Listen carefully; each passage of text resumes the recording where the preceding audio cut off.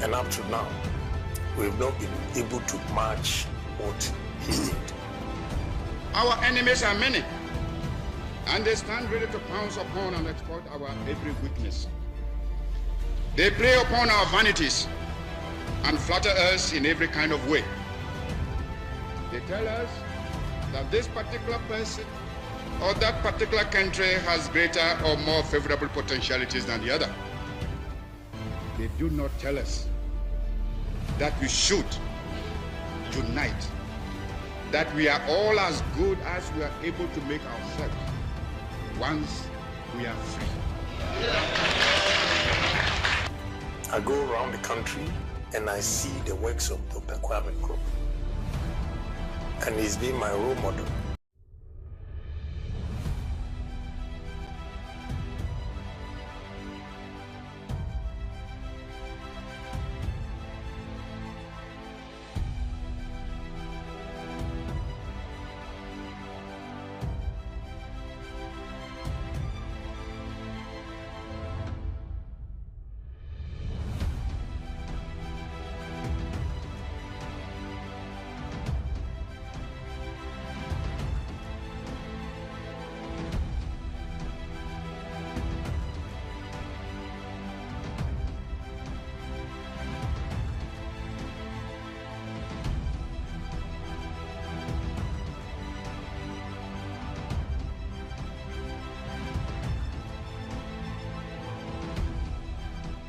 The Chinese president summons all our presidents, and they summon them. The letters may be polite, but it's summons. They go to Beijing, tails between their legs.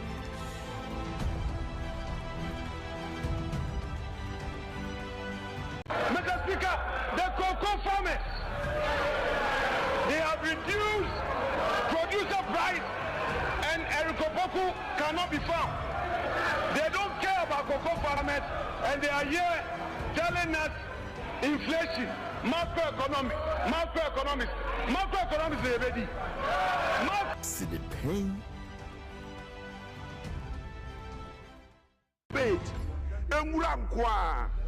You have done the same propaganda for 15 months. Today, you have been exposed by electricity charges. Electricity Tariffs Act exposing you that you are not doing nothing in government for the last 15 months. You've been exposed by water tariffs that for the last 15 months you are not doing anything in government.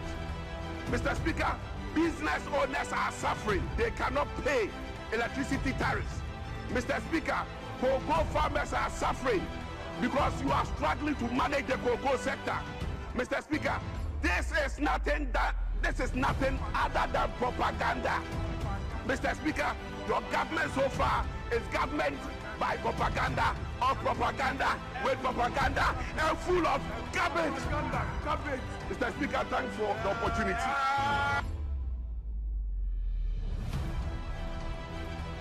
See the pain.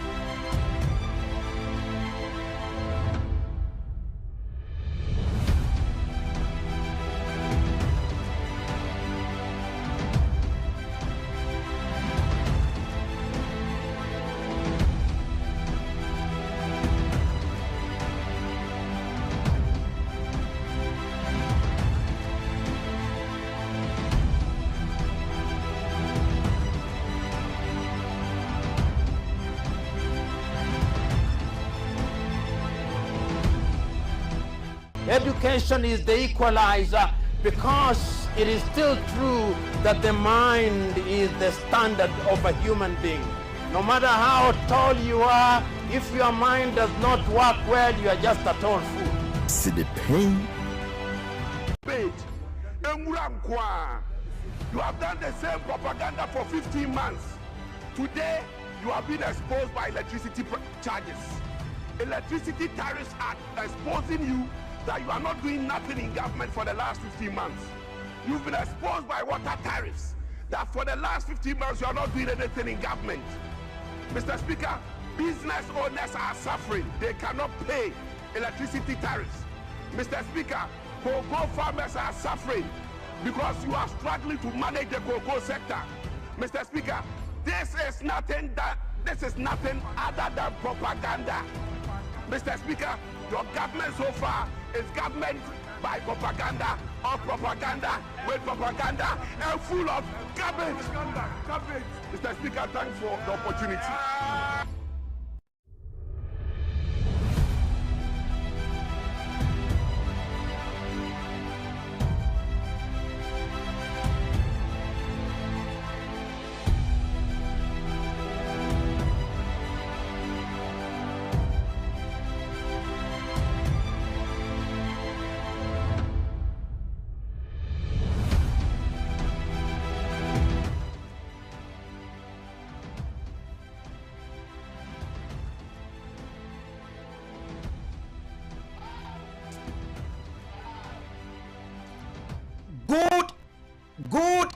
Good afternoon.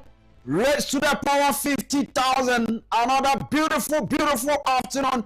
Today happens to be the 2nd day of June 2026. Another beautiful day. Every so see this page where you know every war. If it's sabre ko system no 9 ebebo and ye day eba Albert Asumani politicals are join me here na ye di enkomo ewa ha. Na ene enkoma ahodo egu apaso enkoma ahodo egu puno so ya ebedi ho enkomo. His Excellency John Dramani Mahama Ghana Mampani akasa na ose this very bill a daho etwa ne so mesan no ose there are some procedural lapses ewo hoti na chese ewo se yesan eye ho adwuma biem na enya sem ketwa yedi anobetum na afe yase ne pain ewo so na the Speaker of Parliament Ora Alban Suman Bagben ekasa say look ekwan ya wo mede na afa so mra hye bedefie ho no eti enne ye kasa sese no wato sa e de afa the leadership of Parliament se momra ne ni nkomo esanse ene amabi ho amenya we no ma hyeda akoye ho adwuma or say this very bill ayedi ho nkomo yi me ka kira mo se me koye adwuma foforo ba bia ba eti mo hyase na mo boso nkakrakra ko sisa meba ansa ne ye nyina ya ka bom na ya paase esanse wei eye emra esese yetimi eye ho adwuma yie emi ehuru se Ghana fo nyina giatum nanso me hwade kakra wa fikire aba na mwasimachi apaase sa emre dabi yenya ne sa eti ono so asan akasa me no ekasai one leadership of Parliament o matranse edi enkomo ewo the same bill no ho ye behwe na afa no nso edi mu enkomo na 2024 dia na wo mo passe ye His Excellency Nana Addo Dankwa Akufo-Addo reject ye no ene ye bedi ho enkomo kakra ye busa se eno no MPP fo awo mo na hye bedwafie eye no kwaso mu nyina gitumu eto so aba eti se woto so aba ampa ene koduru mampani animu a edie be ne ba ye na mu nyina masa twa mo ho se sa bill na ye de koma His Excellency Nana Addo Dankwa Akufo-Addo sa on sign a one sign no mu ne se niam na ewo mu no na de otan ebeba aban ene timamufo ntem. Meanwhile the same bill no mwana mo pass ye mwana mo to so aba. In fact mwankasa kwa mo hye mo nkofo se mo nkoto so aba because na munim ni amo pese mo ye chese o Ghana fo animu de mama ye ma Ghana fo hu se ya ready se saade we no ye twema firi ho ye ma ne nya adwuma but mo wie a na masan adane mo ho na mo use certain technicalities na adia na mo ankasema ye ho adwuma no na afa mo sanso e de wada enne ye bedi mu enkomo na afa yatoa so ama bibia ayekama. And then of course the base movement emwaye de na niama emwaye de ene se day in day out amount for a register to become part of a the base movement no esan say amanfo nsem o mo kan say wo ekwanya Ghana no yafa so na ye kekere man na da bi enkoyie na omo wani suade hunu say esese yetimi enya nipa Ghana man da na koma so dan enwo ayedi kan ehu wo mo say wono emedi man nanim se mampani eti wo ma hyase eboabo mo ho and I can tell you say each and every day amount for unregistered crowd within the base no a nipa over your friend saying 200 who can all the 16 regions no ebomwa each day a nipa over 200 and a register to become members of the base movement. To be honest, amount for shase edi hun komo ewo form say the base movement no said the sifa econo one here ebeha MPP ni NDC say Ghana for my madwen so mbe omo epe nokre e de aye adwuma ne de omo won pe say the base no ebetete MPP ni NDC and then I had a whole MPP chairman of framing waka chem say Mr. Nkum the base ne de adwuma mo ye no yete ase se de ekono nokre ni yempe de but ade ni dimrika ekọ ye den a saa ne beko eti aye din a ye hwe but nokre ye wowom ene say because of the base ninti no 2028 MPP NDC obi antimi win elections no but omo we are then they will come back to the base leadership no money o ma be kasa se mu MPP for mo sambra no ma ba second round na MPP win me sere sa be 5 minutes be 5 minutes na me sere sa he emere ne nkrabia e na be kire ma me na me ho na me pick bibi from the lions mentality me ba ye bedi nkomo me the editorial beba Albert Asumani ebeba sabato riafe e ofie eti ono nso be join na messages ahodo ono nso aba ubetimi ahyase a join yen ewo Net2 TV GH on Facebook, Net2 TV GH on YouTube as well. Say o join yen ewo ho a make sure say o do comment, o do message e fa ho aba sabato ebe kinkan afei ubetimi e do comment enso abre yen via WhatsApp number no 0240 550899 0240 550899 0240 550899 bomodin say ode WhatsApp messages no ebe shase say ode eba afei ma me fasida no emma me pro sponsors eno no Kingdom Herbal Center. Kingdom Herbal Center edi nupa hodo bebraba adwama so eboa mema afi eboa mpani adentemu ene nkokrafo nyina no enya Kingdom Herbal Center ho mfaso meka na maka ne sei Kingdom Herbal Center ene de Kingdom Garlic Bitters ene ne capsules aba maka kire se nipa ene wo yare echina wo yare wanwe a obia ne obefo wadwuma eti se wunya Kingdom Garlic Bitters ene ne capsules ni bi na wono nomo a eno ano no ebeba ho ban afri yade bia eho afei yade bia di kan oni padua ni nso no ebeyi na afri ho waye free wo ne hospital bia ni asem afei Kingdom Tremendous Capsules no so asiesie ma oba bibi ntina me de menya ready ni nyina ne so no anim se enka obie so afri ho beba no etime de niama bebreba eti se sa na te de ne no wonye kra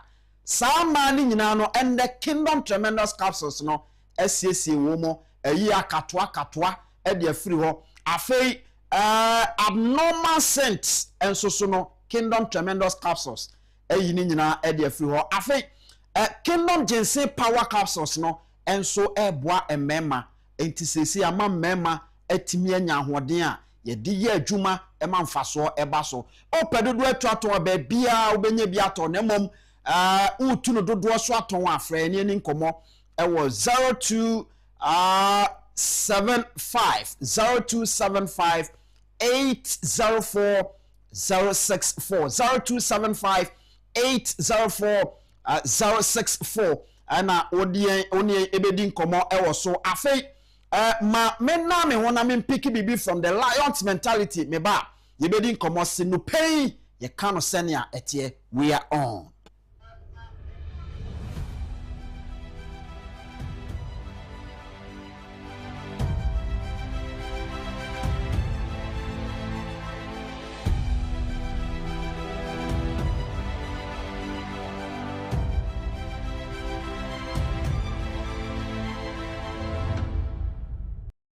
Osho said the greatest fear in the world is the opinion of others. And the moment you're unafraid of the crowd, you are no longer a sheep. You become a lion. A great roar arises in your heart, the roar of freedom. Sheep have no freedom. The sheep live with fear and uncertainty every day. A sheep never leads, a lion never follows. A lion is in complete control of his or her life. The lion does not accept scraps and does not get told what to do or where to go. The lion goes about his business fearlessly and with extreme competence. You will never lead a lion to the slaughterhouse.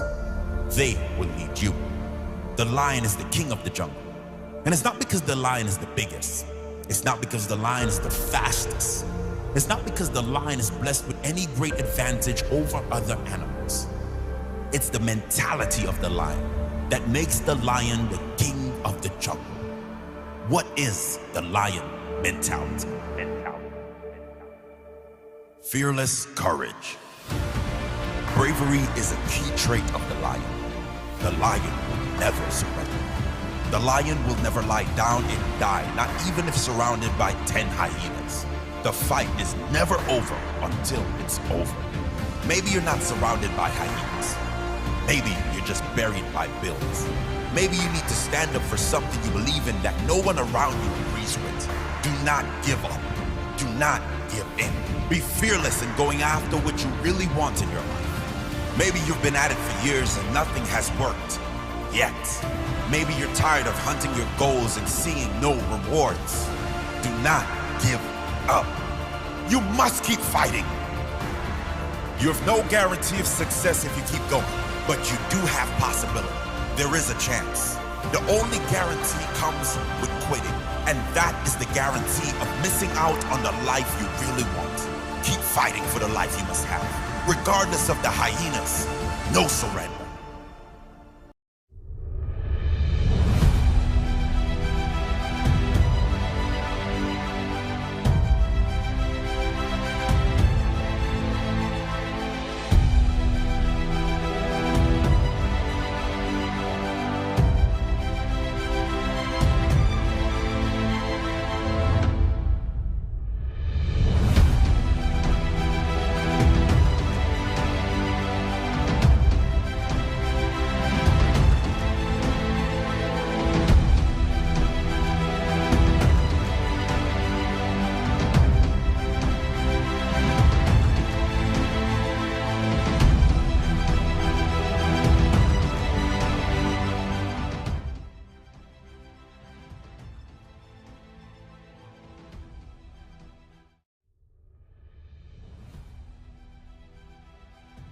Kaya ho on radio wa join yan ewo Oman 107.1 eno ye nkrapompuni mantemo afei yedu central region so a nap radio 90.1 enso so ekutem ane de eba na ma menda wase se wa join yan menu eba bedi nkomo kakra na enkomo amenu ebedi no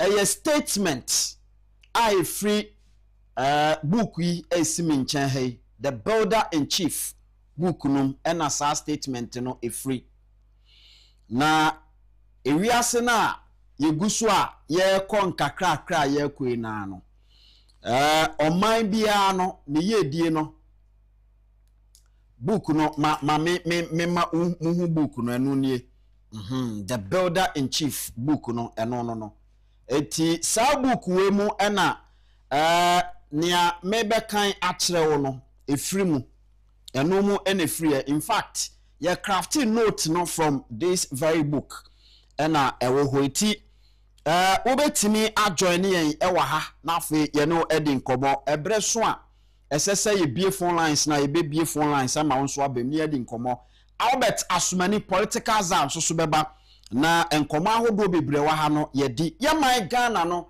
etwa se o man Ghana eyeye na sese no mehu se there are some media personalities gradually o mama Ghana fo nyina ate ase se the media fraternity is losing them. Medical aka dada say Ora Paul Adom Ochre. One thing that I know for sure, and it say the media fraternity has already lost him. Onono obeko ye lose no oko. Aches onon so ekwa kopre emrashe bedwa akonya ope akonya atena so ewo mrashe bedwa fie nti ono eko. Mi ankasa minua oketachie free fab mensa ono so oko ono so kope seat atena so na fei omo akoboa emane ma toto akoyie ewo mrahye bedwafie. Now Captain Smart medical kan ne ho asem am say maka captain asem over 2 weeks ago say Captain Smart de ono so eko go Gomua West oko Gomua West na ono nso akwa kotu nipa otesu sese NC for I'm sorry deputy minister of energy okwa kotu no efiri wona ye nyina ye be support amanatu no if you say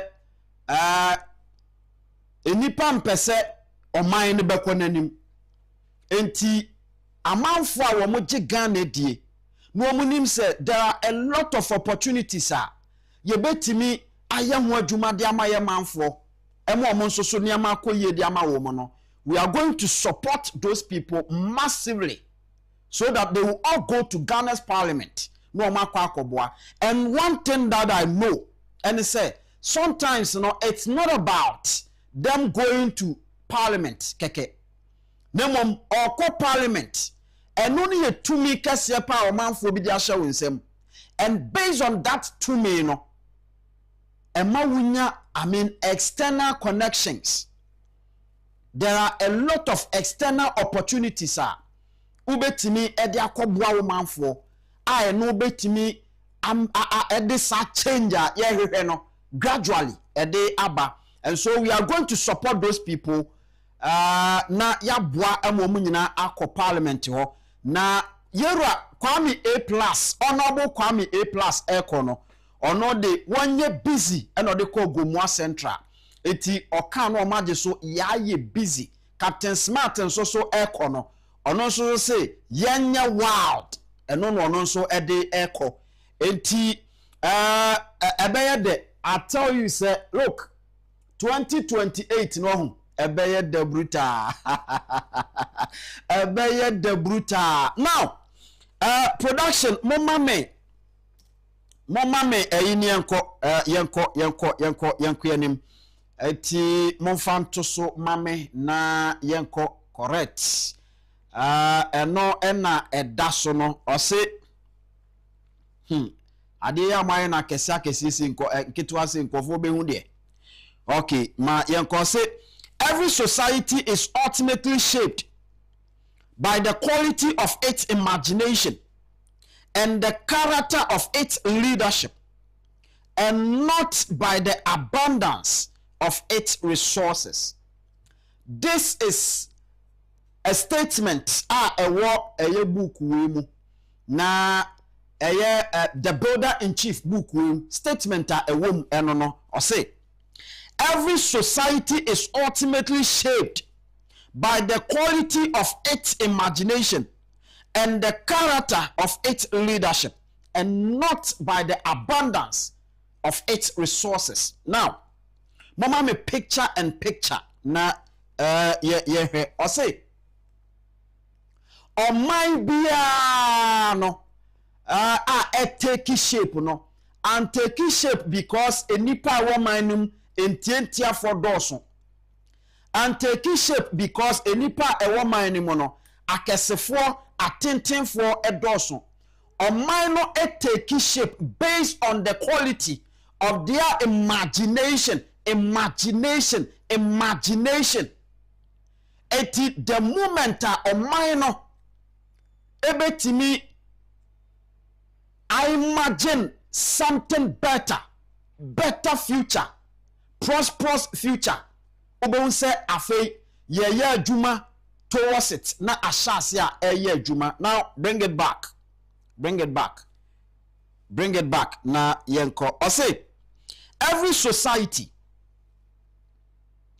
irrespective of its geographical location or historical context,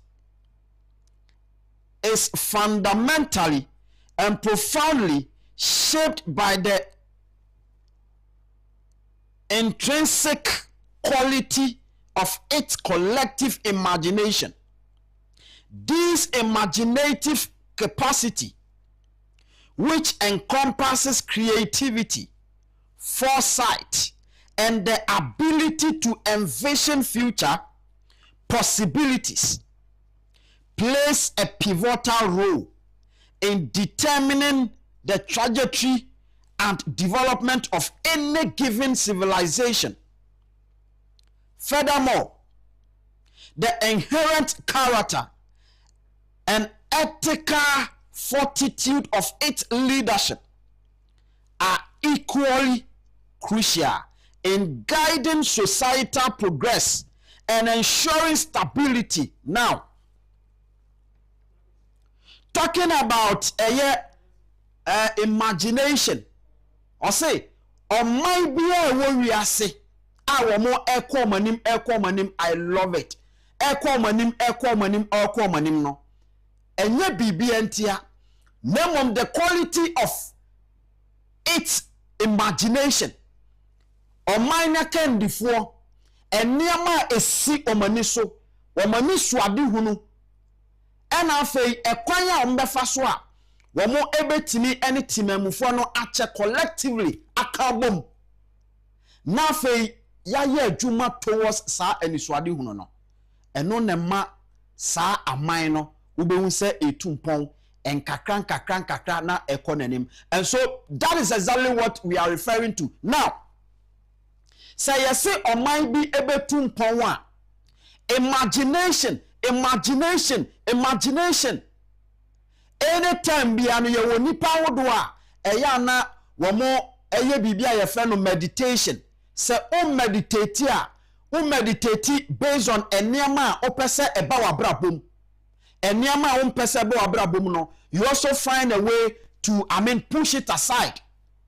And kakra eti time a o meditate no, most of any penifo wodo a womuye sikafo adefo ne ade nyina no, sometimes so many edin command, they will tell you that nea obebie wano a obeka no eye no na bepem ede ama wa brabo, en nea waye wadwen so obebie wano aka no eno na sha akumanum abuso ansa na be sha akumanum abuso no ade se wonam eye imagination kwan so ede ahye wumu afei wa sha ase se wo ye ho adwuma na asha ase se eba na amaya wodo a wo mo etumpon ene ade nyina no eye enipa maako se wo fa America si ho a eye nipa baako ene start change se ne wo fa Ghana si ho a Kwame Nkrumah etimi start ye ede baaye no. You see eniama Kwame Nkrumah osagefo Dr. Kwame Nkrumah eye nyina no eye eniama na ono ankasa etimi imagine eye eniama no atimi atwa ho mfoni ewo nani so, eye eniama no atimi atwa ho mfoni ewo na adwene mo, eye eniama no atimi atwa ho mfoni ewo ni mu. Eti anytime bia no o sha ase oye ho adwuma ententem na eko. And until se obenya leader Ghana kakrakeya wa he nyina no obetimi abode Ghana ni nyina wo na adwene mo, obetimi abode Ghana ni nyina wo na adwene mo. Na fei wa sha ase oye ho adwuma towards it no, o my way enya de ebeko Because one thing that I have realized and say, the normal governance no adoso. Nanado danko akufo-addo His Excellency yenyina yehui. Papa yi enyasem ketwa one Ghana fo di nkomo yesi papa yi de emse ekwan ya opeso de Ghana faso no enyasem ketwa yejai Ghana ma no besi ne enema ayebasa. Nanado danko akufo-addo ansana ono eba beba. Na Saudi wani eko baby ti say His Excellency John Dramani Mahama. No ono so aba bedi so eko. Time Ghana baby ejinai. His Excellency John Dramani Mahama bedi so eko ye no the same things how pepe ne tie. Ono asan baba ka wa betena so I know say obesan awie na dwuma obeko no the same thing ena na Ghana no san tie. Eye ye mpai bo se nke betimi akonanim. But wo hwe eniye eni ensie akandifo no womoda na di na bibia ni wa edi wa dance se oma ye ready oma margin Ghana no ewo oma dwene mu ombetimi de Ghana no akompuntu papam. Because I never thought say anka His Excellency Nanado danko akufo-addo be free so ema ya shase akwa problems akese ye wo man mu no na nke bia most of them eko. But they are still with us. Se kura no ayem mohu enaba. And command media na hemfa na me pesa me di kosie. Now, ma yenhwe sa video, mo fa video we ento so na yenha de na oman bia no komu a emu mpanifo said ya yedi kan aka the quality of their imagination no eno no de be chechiro mo man. So munya akwanja na eno nom de be chechiro mo man. Today look at what Honorable Kwame Asare Obey, popularly known as A+. Look at what he's doing. Now, we're general as a marketer for the constituency. And na onam ekwa bontene wako China with PowerPoint presentation. And na on the business people, captains, edin komo. Monfa video ye friend sense gata na ensuo na etene ko ewo Asante Mantam no monfa nto so mame eno na mehwe monfa ntum. Yes anti se ure TV so na hwe ade a edemu ya this is the imagination of our leaders.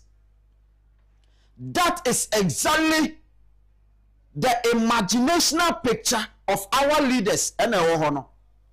We Asante Mantam senso we ewo Asante Mantam na wo na ore ade ya eda ho ya saade we yebetimi aye niye na ya build parks around it ya ya ne fefefe enipa beko akodi agro enipa beko akofa adwene enipa beko akosa mo ho yade yebetimi aye ema na ye fe. But this is the imaginational picture of our leaders. This is what our leaders know. Adia ewo ma dwenem sabi on peso mu hunu Ghana no eno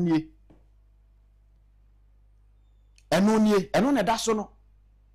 Eti eye wei enwasem ena yeka. Elsewhere makachiraw okwa Ivory Coast heya Sanyama we uhunu bi ho wait and time Ivory Coast here you will never see this over there.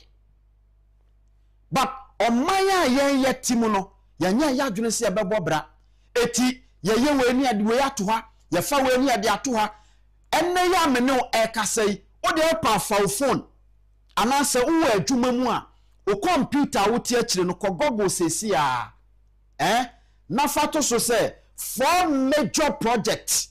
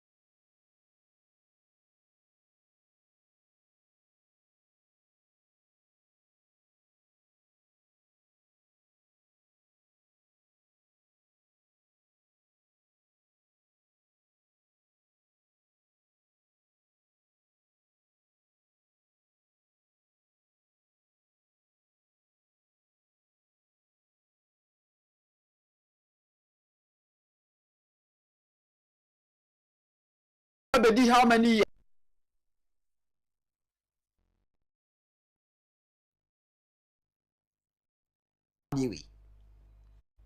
Adene sesi ekoso ehunu saade we. Now, sir, if you are talking about a major project in Ghana from a fourth republic omampania ne nsanwo adwuma epiem his excellency John Agyapong Kufuor ena ne nsanwo adwuma piem Bridam at a point na akoso modam edru baby enso ne timere na fe enya adwuma.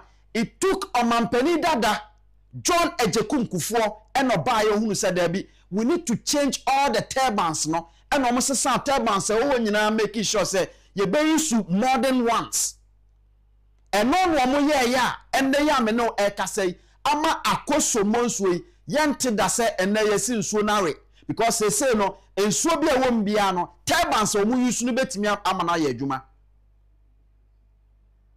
ye ka ayi your friend say okokwenya ko heya ensu adahoi ni nyina no hyese omampani Kwame Nkrumah eyeye edito wo empanifu awodo abako nyina no wan na akọ okratimi atache se me expand no se no bia se fidi enipa se ya me say it took omampani dada John Agyapong Kufuor ene ko ho a ode expansion ede koka ho.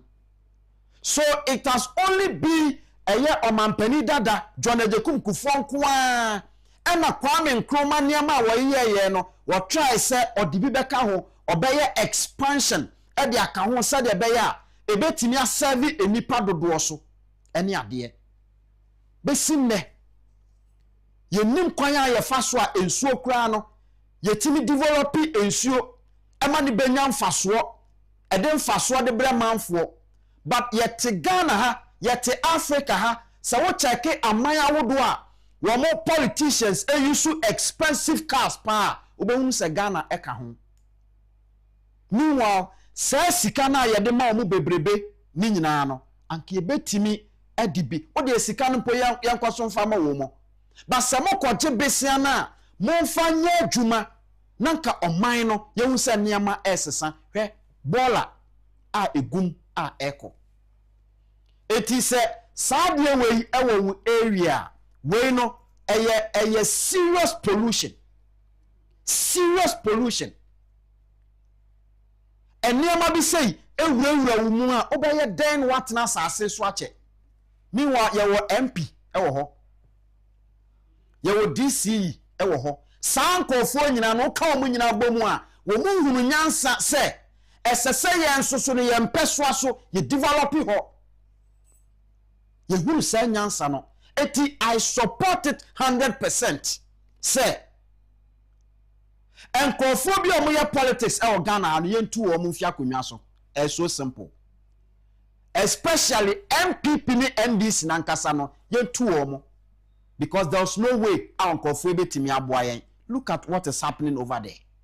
Hwe we enso yitoi hwe saade we bekoso saa na timamufu ayenso ye timani mu no minim the kind of imagination minim the kind of future eya yankasa no ye create wa ya dwene mu edema ye Ghana na ye timu no because sa efi a egunsuo yimu enye MPB ene di fi no kogunsuo no efi a egunsuo yimu enye wahini bi ene sesa sa fi we ekogu mu efi we ye egunsuo yimu no eye ne atimamufo no yanya ne de sa efi ye di gum but nipa nso de se wo jai nipa pema na ojimi se wo jai nipa pema na ojimi ankasa. That is why ya to aba edia yi akandifo se mu na mu ndi anim eti ye ko ba bia nya na matia yen ma kire ye kwampa nanka yetimi akoyanim but ye nyina yete ho ye hwe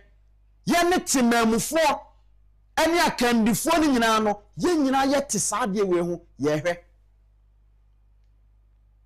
And at a point say oka the most polluted area in Ghana and the most polluted city in Ghana and empo Africa na Ghana eka ho eti baby to say your friend says sa marketing makwala marketing ehwo kan because timemufo nankasa no sade we ya we dwunso wom sade we ya we pampers gum sade we ya we eniama bebre ene yade agu sade we mu ye ne atimemufo na nso yadwene empese be ye papa because wotimemu na opese man no ekonanimu a esese wankasa nso oya adepa wotifie na opese efie o eye nita esese wankasa woya adepa omo anam Dubai montene so omo amene nam Rwanda montene so wontimi ntoade amfa nto abonten because ye the dustbin e de asi ho emu mpanifo na dwene ahunu se eye nipa ena nam ho eye dan a enipa baabi enipa wo bia no efi ewo ho eti enipa creative eti yehunu nyansa e the dustbin e de asisi ho anano ye dustbin ewo ye mamu ha dustbin kra ye no kra no wodo na kan say na atofom enso eboa edaso enya asem ketwa ye ti omayimu ena bibia ne de sika kese e de atoso na anu a covid ebaye sika nko ye de no a angwamo echama nkofo Ghana ha no sa sika no etimi developing so ye da hoi e de sika bebre e de bre Ghana but ye nim ho nyansa ye nim ho enimde emma ya dwenim se bibi say betimi de sika e de abre man no eti amanya wodo a wo mo ekọ manimu no enye se nyankopon amomo resources no ma na buso nemom the imagination of their leaders and no nama resources kitwa bia wo mo no wo matimi akwa na dandan no adandan na mani nyina no emfaso atimi abaso. That is what we are talking about. Kakra bia nyankopon de amayen no ye momode ne ye hu bibi na eya me de pa say there's another bill, very important bill, and also ebeko parliament. Na nyankopon ya adom na se parliament ye ho adwuma nyina awie no mo passe a His Excellency John Dramani Mahama said your kan say yan to aba appointed DC bia no afei eba be adwuma eti a time is coming Ghana for beto aba yi MMDCs no ye beto aba yi wo mo na se wantimi amfa wo plan ankyere yen se wantimi anka ankyere yen se wo ba we na wo beye there's no way I be ma kwan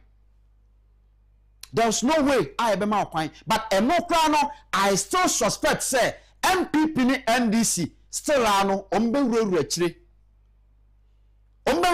because even the assembly election cry no won't say MPB de bon wasafo hene say ono no constituency obaye no na assemblymen ewo nyina no na NDC fo doso se no watimi aba be yama MPP fo no abedoso pa ewo assembly ho eti eno no ye eho MP na achievement eno no eti e catch say even MMDA DCS no omo nyina kra no se beto abayi wo mu a the same MPP ni NDC ombeba be share chire and the whole so no they will find a way so say system no so eti MPP ni NDC no ho a system bia ni wa eye adwuma wo Ghana ha enu nti na meni obi aya adwen na Captain Smart me expect Captain Smart say ono so be ye ni akwame A+ aye ni bi so okwa onko as independent ne momo ko gina party bia din mu a ono so de ebe ye no amana dintwo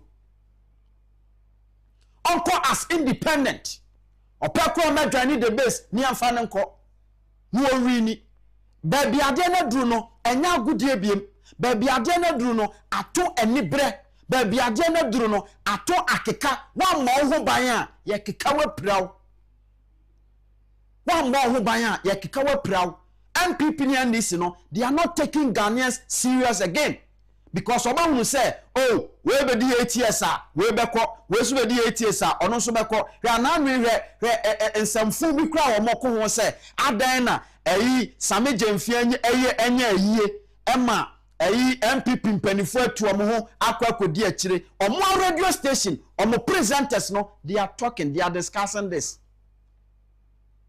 Ensuo to ema ensuo eyiri yen presenters e wo Ghana ha ehunu nyansa se saade we asase e ka ho asem na nsakra timi ba ena presenters e wo Ghana ha nyina yade yafu ane yade nam yama politicians no afa so cheap oma fa so cheap enom de enam eti wo mokoya no ma ya no ma tibia ma ye na yedi eti ya yedi ni yeti krom ha ena niema enkoye ni yentimi nka ho asem but kakra bi omo so be ye omo adwene se omo de sade ade ne tie no ombe ka ne sade tie no na agimifo na ewo mu no wo ma fa adwene bone wo mo nam no omo ka ho asem wonni omo gina baabi na okasa no ya record edwa akoma omo pay masters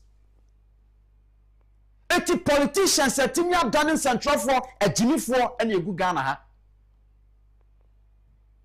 most of us omo dane agimifo eti eniama enya no yentimi nka ho asem anami wo bi aframe ena inkum the base ne de wo ba mo ma fa ho tan yo eti abeye ena mesimi nuai I am more than ready so mbe kumi a wo kumi ma bre because nipa bi anya na adwene se obabo ma Ghana na sesa Ghana no sade ye hunu no saa na beko eni kwan so se eyesa eti ya timamu a wo ye nsantwoni omaya ya tim na emu ache no sabe de na wadwene no e ka kire wo ya timam mana ya timu no omani mu ache mienu se sei MPP for ndidi NDC for kwa na didi eti sa ya sana tia de a na e ka kire wo se esese wo ye MPP ni a wo so tena wa so many years o MPP saba abamu biemu a na NDC fonso kwotena ye betime de sei akekere mama na ye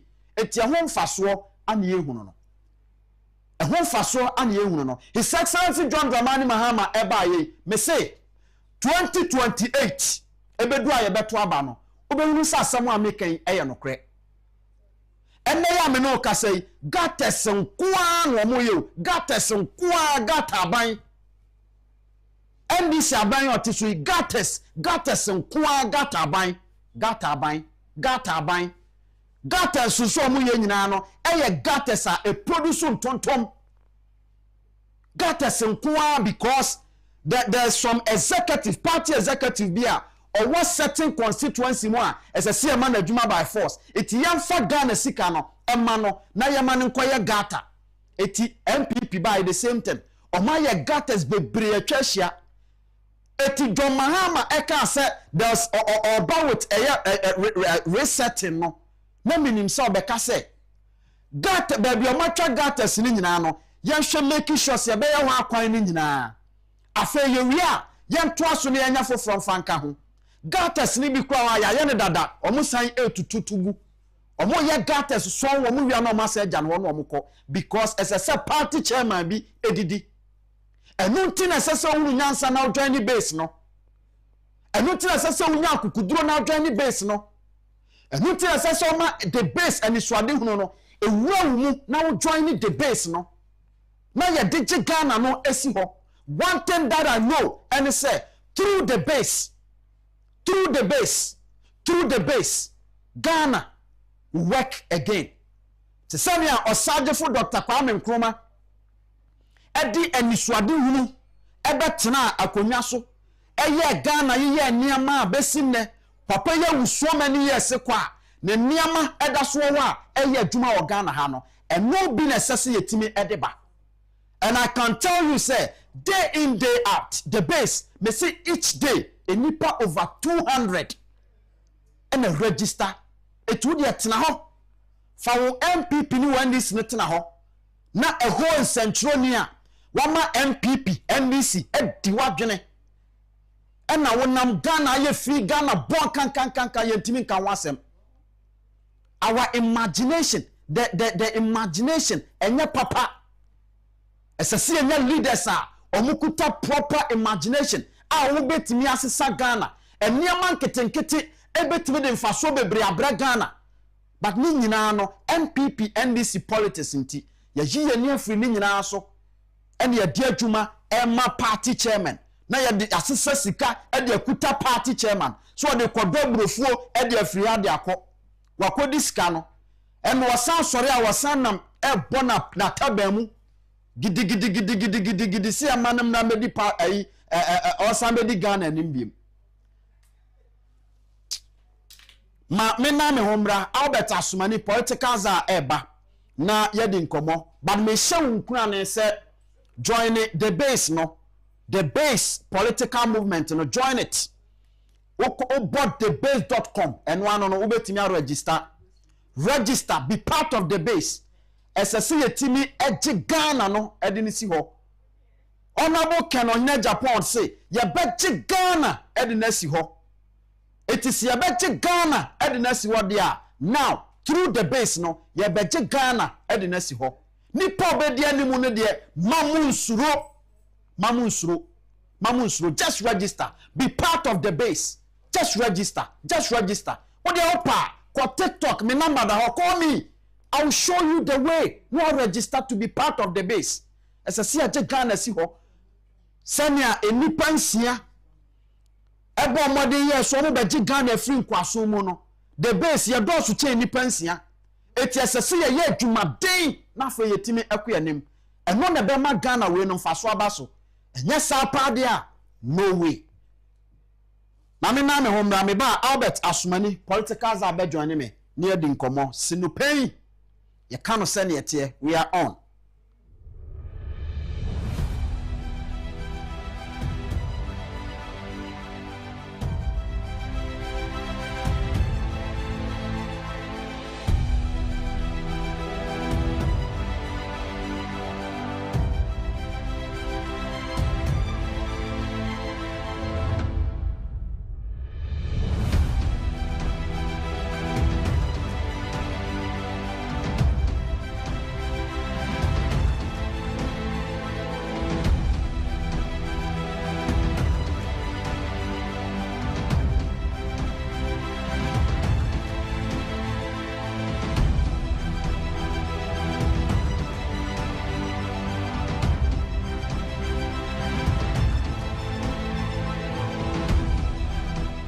The Chinese president summons all our presidents, and they summon them. The letters may be polite, but it's summons. They go to Beijing, tails between their legs.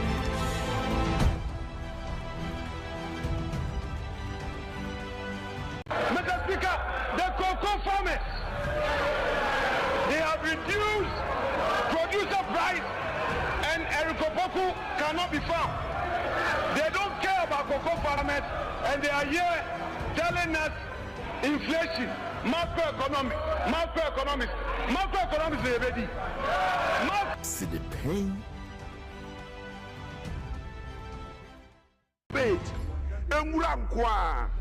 You have done the same propaganda for 15 months. Today, you have been exposed by electricity charges. Electricity Tariffs Act exposing you that you are not doing nothing in government for the last 15 months. You've been exposed by water tariffs that for the last 15 months you are not doing anything in government. Mr. Speaker, business owners are suffering. They cannot pay electricity tariffs. Mr. Speaker, cocoa farmers are suffering because you are struggling to manage the cocoa sector. Mr. Speaker, this is nothing other than propaganda. Mr. Speaker, your government so far is government by propaganda, of propaganda, with propaganda, and full of garbage. Mr. Speaker, thanks for the opportunity.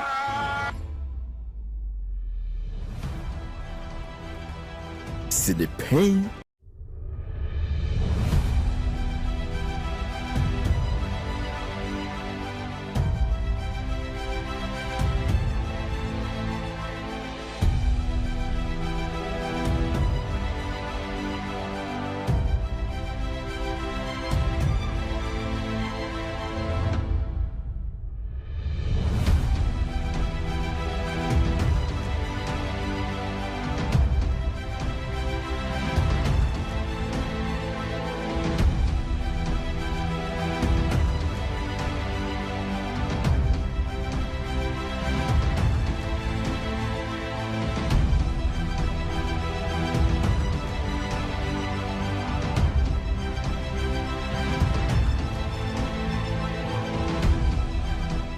Education is the equalizer because it is still true that the mind is the standard of a human being. No matter how tall you are, if your mind does not work well, you are just a tall fool. See the pain.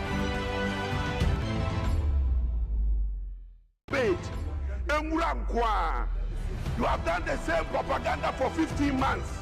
Today, you have been exposed by electricity charges. Electricity Tariffs Act exposing you that you are not doing nothing in government for the last 15 months. You've been exposed by water tariffs that for the last 15 months you are not doing anything in government. Mr. Speaker, business owners are suffering. They cannot pay electricity tariffs. Mr. Speaker, cocoa farmers are suffering because you are struggling to manage the cocoa sector.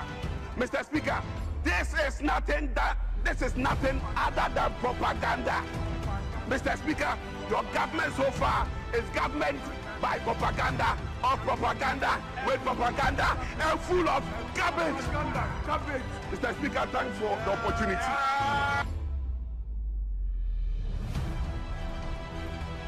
See the pain. But then they say, I am not serving only country, I'm serving down, and especially the youth of this country. See the pain. Mr. Speaker, the cocoa farmers, they have reduced producer price and Erikoboku cannot be found. They don't care about cocoa farmers and they are here telling us inflation, macroeconomic.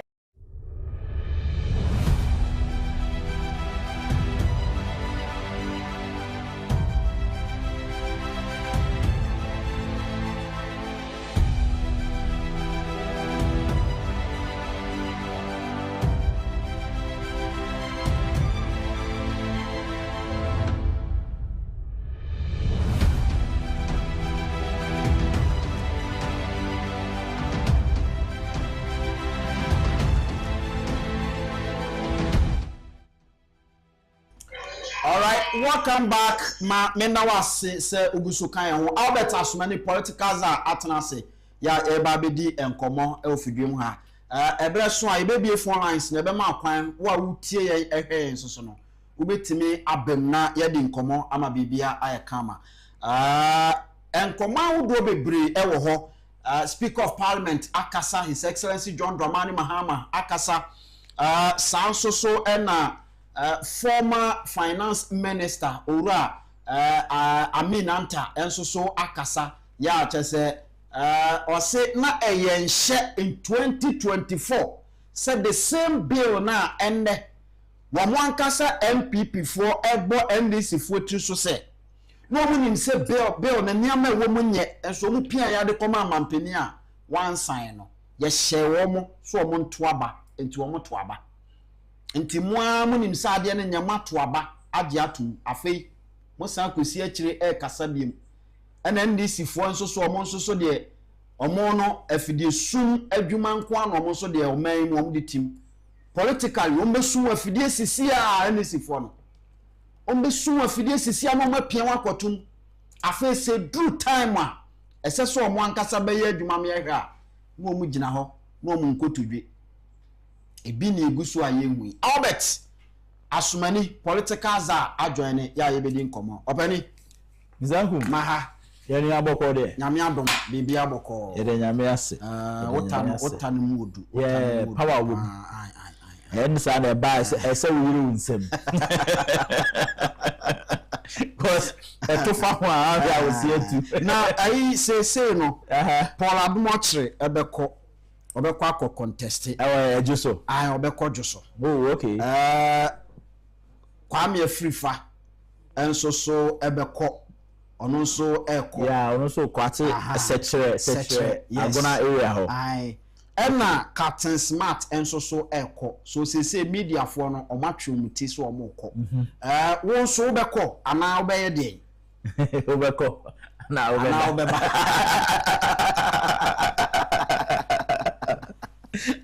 amonyo mo fe paare no obeko ana obeda etu beko ana obeye de yebebo mu chidom obebo mu chidom Sa. Yeah, bibia said there was on kafo kan no. Bibia on emre. Na che se obrebe so a wobeko. Si eti asase su de.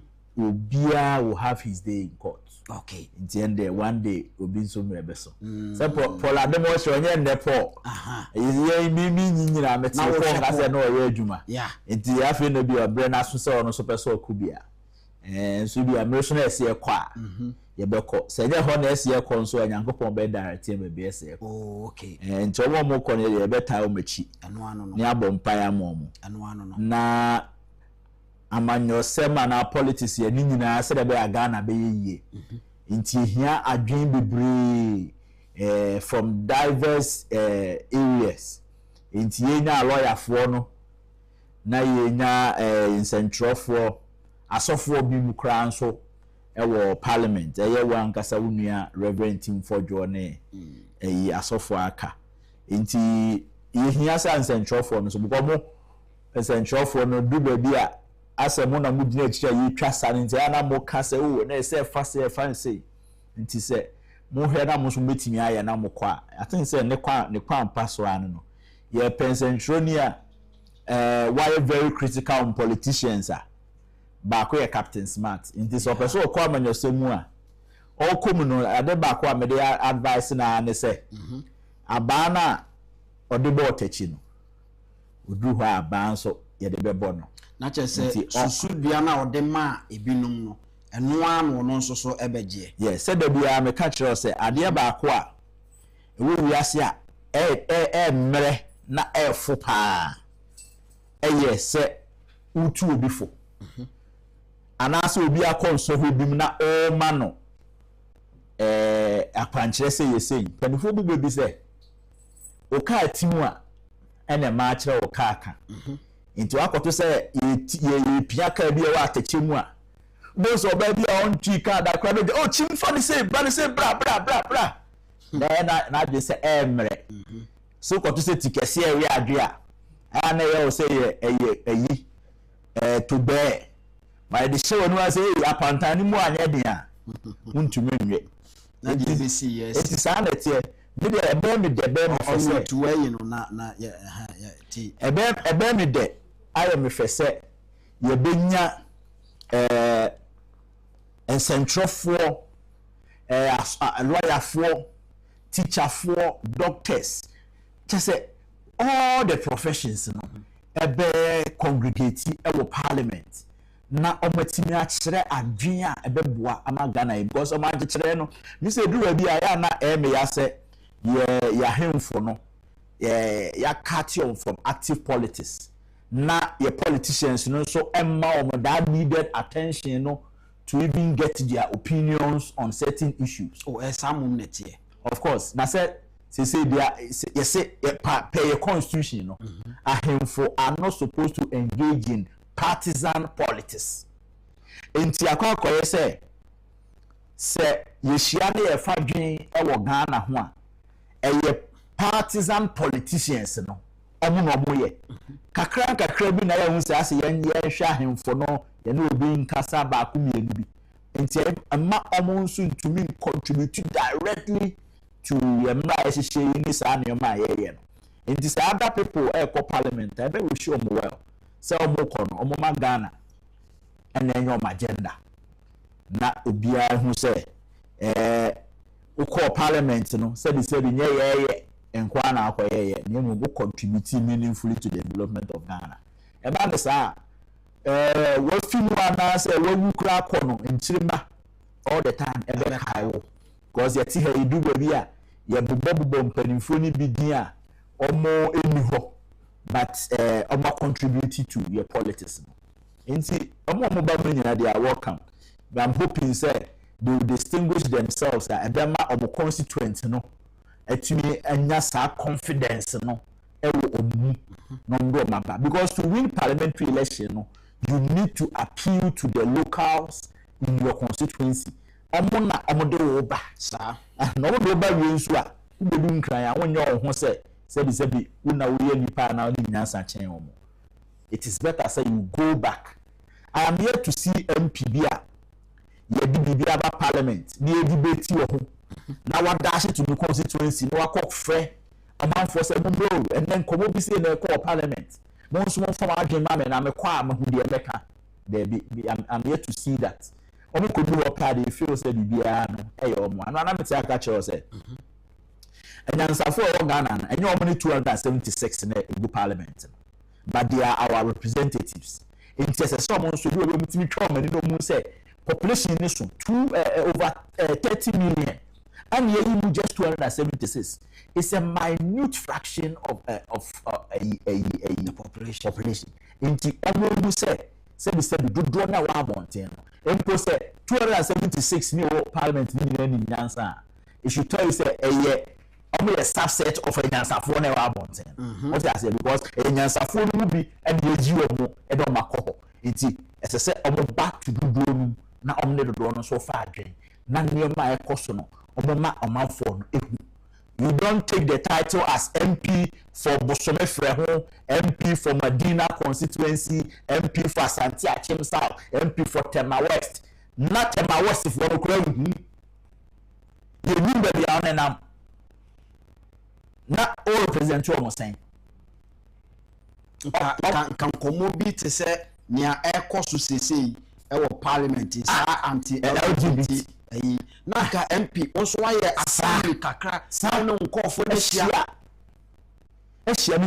na jiwo ma no ne ade a ema who say Jerry Rawlings na the district assembly system the local governance system ne buy na say yema yamamuo no enko form na amanfo no entimi engage omo yenye town hall meetings na emra bia eba no mpono mutumi kofom ene omo di ho nkomo na ma development no enko centralized demo ade no yehu say okay we ni agenda na sign ana ye part of the bargain and I say your responsibility as a district no ye be ye dia boa the bigger picture but masa nanse yi levy yi levy because that was 2023 right? Yes me who said finance minister any information minister no call all the 16 regions na any call for kasa any ade it is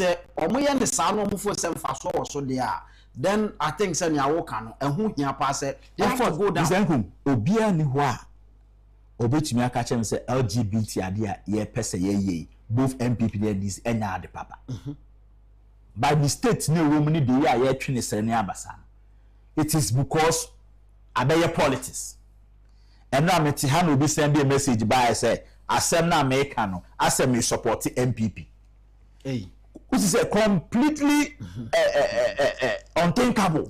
Not like on TRC. Some me Ghana ni near passing law Ghana. Na me so me chile ma adwen wo ho no. O align me to MPP. Me ko kase ya align me to NDC.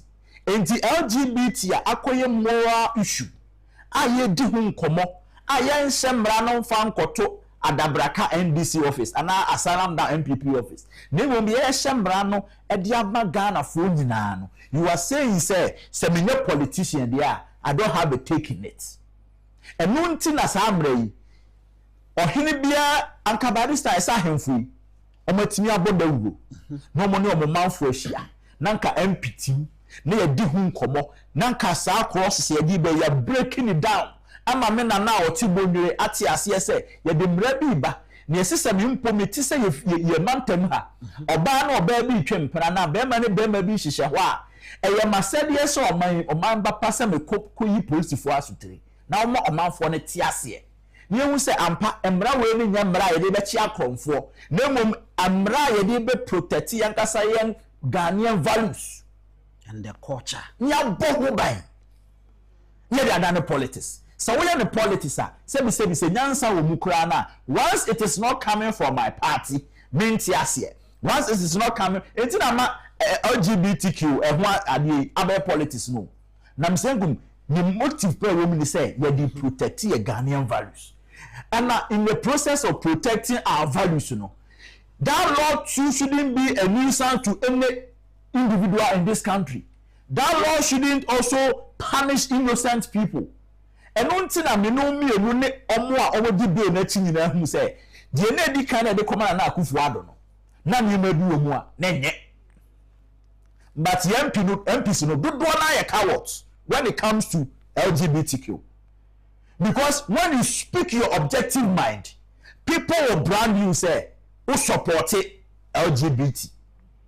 Enti na we say pass the first one. Na obia you meet. Obia say agitum. Because one shy you be political campaign correct I say who support LGBT. Meanwhile, you are saying say but my shemra ni say the beya after passage of the law no enkonkoye asotwema obi a onye bone. Now based on asemwa okay enran komo ayedi wa ha concerning the same bill no area no Speaker of Parliament and so ekasai and then His Excellency John Dramani Mahama Ghana Mampenia ono the signature to so na bibia esi no ono so kasai. Now ma yenhwe Speaker of Parliament Ura Aban Bagben ma yenhwe na semo kan ni ntie na afei yentoa so ne yankwe. And in fact when it was passed on Friday it was even a surprise to me because I know that they were going to start the consideration of the bill. And that was the instructions I left before I went to attend to other activities. It was Friday and members wanted to go home early to their constituencies because we were going to sit today. And so I knew they wouldn't have completed it. But all of a sudden, I read about its passage. I reacted, and later I saw on TV all the things that happened. And so this evening, I have asked the leaders to meet me in my office. So they will be here for us to go through it. This is such a critical bill that we believe there must be consensus. Well, it's not about passing bill. It's about implementing it and making sure that it benefits the people. And so leaders of both sides of the house will be with me this evening for us to discuss what next after the passage of the bill. And I'm very sure that being men and women of wisdom will find a way out and to get all Ghanaians to buy and trade. We are grateful to all those who have come out with the commendation of the good work that Parliament has done. But we want to assure them that whatever discussion we'll have will be to better what has already been passed. It won't take any shine of it.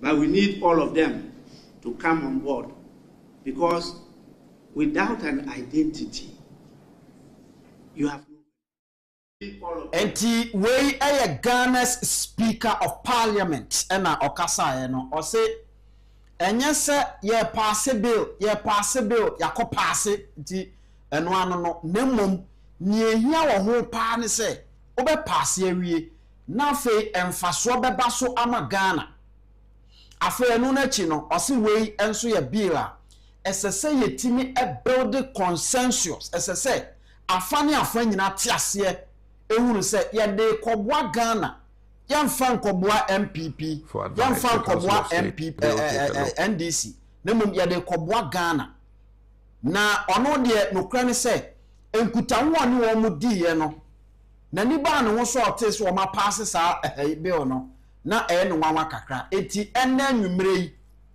wato nsa de afre ye leadership wo Parliament se munyina mombra na ye ni nkomo isanse ekwan ya mafa so ama pass sa bill no enye no ene ye ntiase enti wo mo besan akodi nkomo no mahwe bibi foforo besan abekire. Now His Excellency John Dramani Mahama ye kasa sese ewo UK Ghana Investment Summit ewo UK ya wo no odi nkomo epe investors edo omaba Ghana. Na His Excellency John Dramani Mahama so ate nkomo a ekoso ewo ha na odena no atum aka ho asem yenti ono so ne de ne nkambom eni ho nkomo. Parliament has been considering it, and it was supposed to have been passed last week. There have been a few issues raised One, that there wasn't quorum when it was passed. That's an issue that has come up. And then two, there were some procedural lapses in terms of its passage. I just got some communication that the Speaker was reading a statement to address the issue of the lapses in the passage of the bill. And so, like I said, when I was the opposition leader, the president has a number of options in this matter. It must come for assent. And so once the president gets it, you go through it because you are not part of the discussion in Parliament. And so the legal representative, the legal counsel in the presidency and the Attorney General would sit on it because it was a private member's motion. Right. This was not a government bill. And so we'll look at it and make sure that everything is in order before the president is advised to assent. The president has another option if there are some things that he thinks are a problem. He can refer to the Council of State for advice. The Council of State is an advisory body to the president, and so they'll take a look at it, and then they will advise the president. And if there are issues, substantial issues that are raised, the president would return the bill to Parliament, indicating exactly what the issues are. And so there's still quite a while to go before that bill becomes law. Thank you for setting that out so clearly. And so this is Ghana's president, His Excellency John Dramani Mahama. Na ekwanya ofa so church ni sem, in fact, Oshase from the time as opposition leader. Ekwanya ofa so okasaye at the point to cry okase any kwansi e massa bill no eye private member bill. Nemom esese eye government ankasa na emuye du na yetimi aye ntentem. And so ena obaye no or say otien koma ewe akire a ohunu say there were some procedural lapses, not just say ye free ha esese ye kwa ha ye di free ha esese ye di besia sa niema no em say ehu tochima kakra. And so based on that no say obesan ana onsign ye say no ntimi nka ho asem na empo say ekoduru sam pempen so na ebia so no asmampani so hunu bibi wo ho na enkoye mfama na wo ho kwan se opushi edeko eye Council of State na wo mo so etie wo mo ebo modern to mampani fo e wo ho ansa na mpo bibi ni a otimi de akọ back to Parliament enti enya de a ebeye ni manimu ya de but empepre ye ho nye na so so no ebeye bibi akwan bi aso no se drum pempen so se bia mampani enso so a eno so ebeye nkomofofra yebedie. So His Excellency John Dramani Mahama, President, and then Ura Bagman, Speaker of Parliament, and more akasa about this very bill. It will tell me no de na who the sins on yes now obe can say Mr. Ngum, what speaker de na or kana it comes back to asamana manugusu anameka Speaker. He is the longest serving member of Parliament in the history of this country. And now, was I abedi Speaker 2 terms? Because on the Parliament from 1993, year 2021, and now Ofi Parliament as MP. And now Assembly Speaker 2021, ABC 2024. And was Assembly Speaker from 2024. I mean, don't know man and kwa. Or Sunday 2028. Inti ebam rasha bedramu ejumana. Currently, obi anywa on ne Speaker experience ese. Inti na semne se. Emra we emra. SSC yani non-partisan. Emra we emra SSC. Bibia ye no.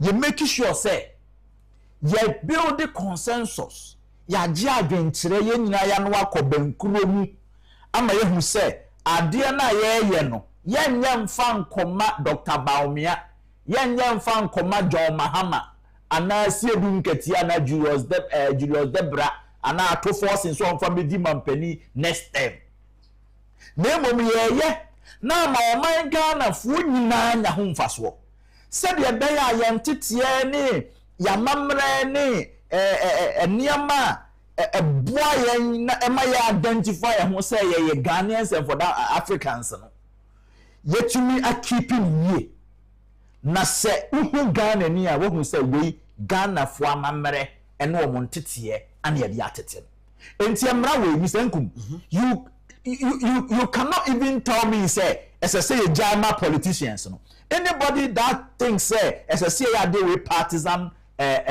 discussion no na say nipa na kra no on kra so psychological problem wo yes how we amanyosem wa na o kra no wa dwen esi ehwehwem because yanya no MPP MVC emfa nkochechire sa mawe emetu obi akom imagine say Mr. Nkum yakọ hyehyẹ mra we na say obi a ono eye teacher ni o kire nkwara de na ya hwẹ mra ni ye ntino yakọ akotam teacher ni na free classroom say wakoka assembly or classroom and say wakoye na academic research bi na ekire say ebi a o support sa de enti ene kra no ese say anka by now students, especially the tertiary level, no, it should be part of their discussions. When Student Representative Council, SRC for your programmer, utimina amanyonibi, and as a representative from Parliament, sa bill yimu school for. Yeah, chiremamane kofom Ubamadina assembly members shia yen chiremu say yentimi nko electoral areas ne de na nso montemra we yase na mo nso mo fan kom electoral area na mo ne amanfo enyen enchirechiremu no mo te say emra ye de ba no na poso no say netie na empo no you see anytime bia ye elections no yenya MPs a wo mo constituencies no omo ye campaign ewo of course enti o constituency no chemu nan a yeni we mo Asia wo ahase ene yes echina yeni we mo nsu Asia wa ha within a week MP ubetimi na onkofo nyina ahia age wo madwene na wo nso wa kyerɛkyerɛ mo mo mate ase nko ubetimi ahia mo said okay ofa 1 week ubetimi na o ma yesa ade ewu yeah time na sika no nso de sika wo time na abokan mo ye BP primaries in a day na candidate bi atimi visit about 4 constituencies exactly. Into gas electoral areas in Ukraine, who show me now, bit me show. How many electoral areas near? Yes, into pa and zongo dance and now boko bini way for Mushia or Pentecost. What they concentrate on the opinion leaders now. No more Montem Rana say, Omokofia, almost will let the message go down. But for Speaker of Parliament to say, ya pass emran wo bra na no kra no no nim se bibi sa akoso no who say Mr. Nkum ana ya mra no so no say speaker o ka asem no ono so wontumi enye ho hwe because emra no so say parliament tenase as I say nya speaker and nti na wo speaker babbe no na chi no ye wo first and second deputy speakers exactly enti so ro nti adwamu a ese se obi tena adwamu na emom consensus ni bia no setama na obekon. You see, it is even like a bit awkward to me. Say, speaker, like I say, onim say, and man can never pass in Friday because okay say and common share consideration stage, you know. Nanka MPs need to be sorry them and call constituencies. Name or fear no or say, we now for me say, ya pass it bill no. Not just a speaker crying on the chida. Where I go for me terms, I was making war. What do I say? Not just a speaker crown, a dear commodity the call on the first deputy speaker in them. NT a man sorry, I think said they are going through the consideration stage. You know, young conco pass it. Now sorry, you know, not first deputy speaker, and running through that could do the passage level. No, not just a commodity papa be a class answer down. Not just a speaker of parliament or Chinabino say or Jawakwa or Bedouin the China chica. Of course.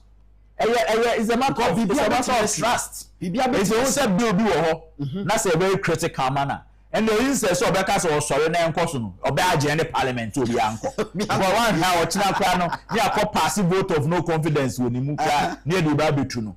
what I say enti e na esesi an say the aye ne de esese speaker timi hwe na chiye no say here for you kra no opemasem ana opemasem what I say because for speaker to say he surprised the bill was passed on Friday na che say ade no bibi ekoso e wo tokrum ho bibi ankoso yie eniema bi a necessary ye no ye rush through eno na metie argument bi say anka under normal circumstances no anka the proponents and also the sponsors of the bill no amumpo na kese movie motion no but omuhu ya na ayi or the saying majority chief whip and a movie motion no I just say eniema bi ekokọ so utie President John Dramani Mahama eso dia okan ya ono so rezi nkofo rezi quorum our parliament when say the constitution so kase Parliament betnasia as I say omutumi a forming quorum at least 1/3 of members of parliament should be present.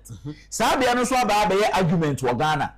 And then we don't know because can say 1/3 na ke nyina ya adwen mu no as I say 1/3 no chamber ho.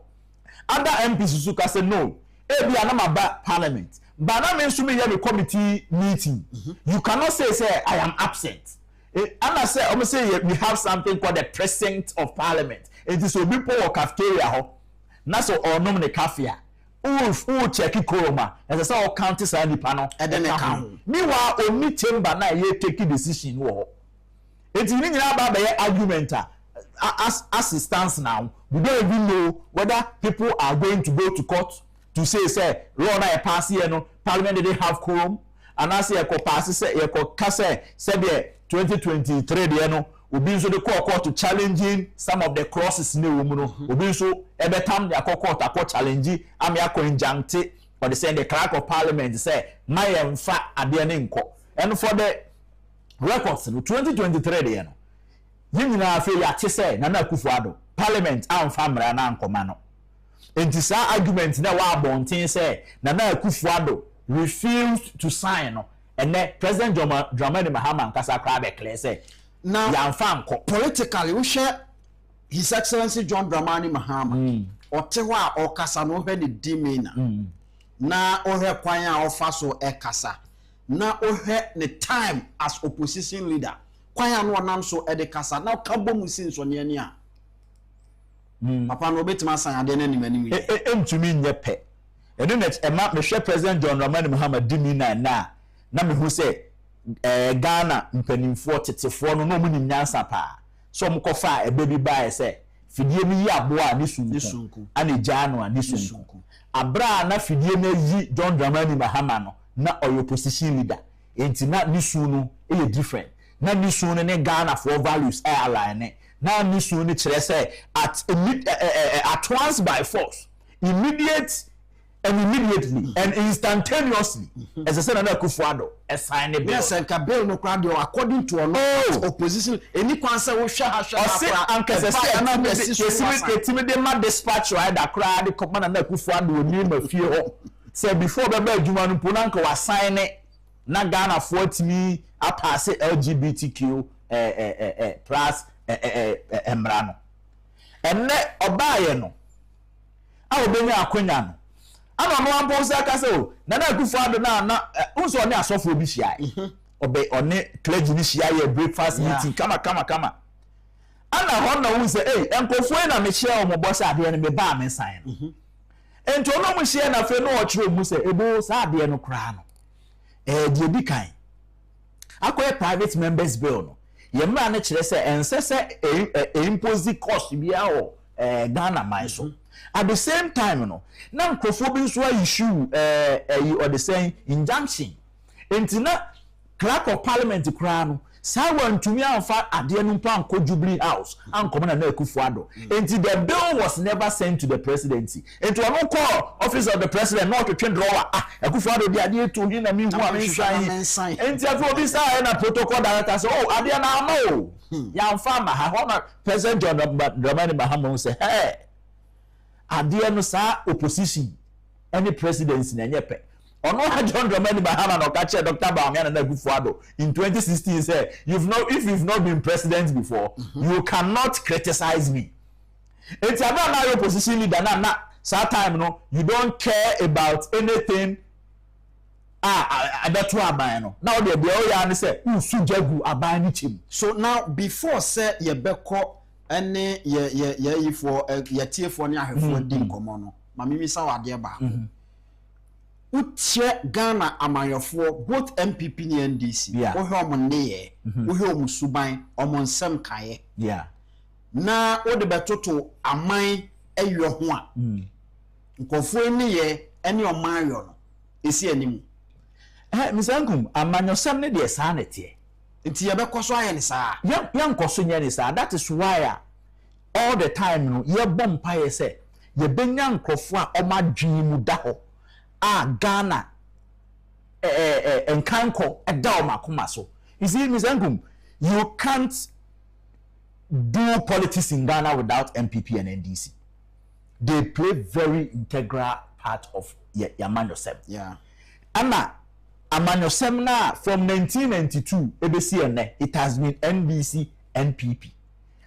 Wait me aka policies ni bi omaya otimi say we edem faswaba. I am na NDC na I am a struggle to see say that social interventions no omo share that nye bebre ba wuntumi nka by MPP a we share right from President Kufuor ade ba ko all the time me bo President Kufuor aba so pa yeza free maternal care or the buy first na nka be ko hospitals bebre na ma bebre awowa innocent child no onumpo oni empada so ne ma mete plastic chain na kra na danebo enti se bema utu to de a na se o ma aboto mu so to because yes how we dey kowo na fe wo ko sresre it is good thing or the buy the bia that's why me I even have issues with conformity Ghana say and toaba because you ko take decision na one take here it is also a decision that you have taken and conform ben or more Ghana how mon toaba ye won sorry or mon toaba na make there is same person ko akoka na ba say watch na obi da headline say me attack sorry bi but ye nyina ye nim see nim say Jehovah Witness for omo so ye ba ko ye nua afia poku ade bia kekeke ye a political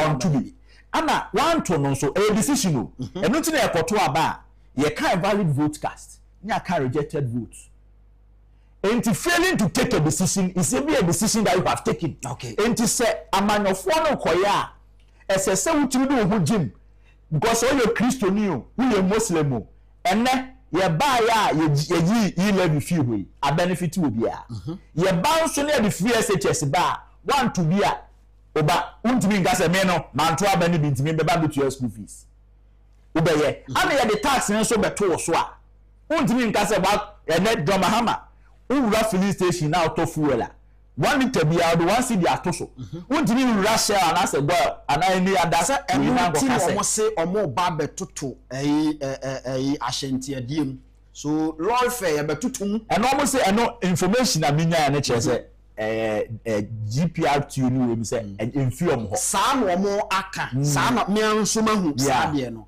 but you see enra me ne a driver for bi susu di nkomo and almost so catch me say ansana na awotwe we be ko na wie ye no in fact and the big crowd there connect start enra ntokwa ewo trotro bebre mu say a driver for ne dey omo no mu take mu decision omo ni mo whatever that comes out no mo so atam Ghana politicians they are very dangerous and misankum opani ma menko tie for na okay for na answer na meba phone lines no so no ma menkanfo Kingdom Herbal Center enfema se Kingdom Herbal Center dwumakuo no e de nupa hodo bebre na ba adwaman so a enne ya me no e kasa se watena ho ma yade ahye wo so de a enne na wala wana ope na enya sa na ope ne de a enne na wuhia eye Kingdom Garlic Bitters enne ne capsules Kingdom Garlic Bitters enne ne capsules eno na ye duru a yade dika wo ni peduam ebetimi ayi na firi ho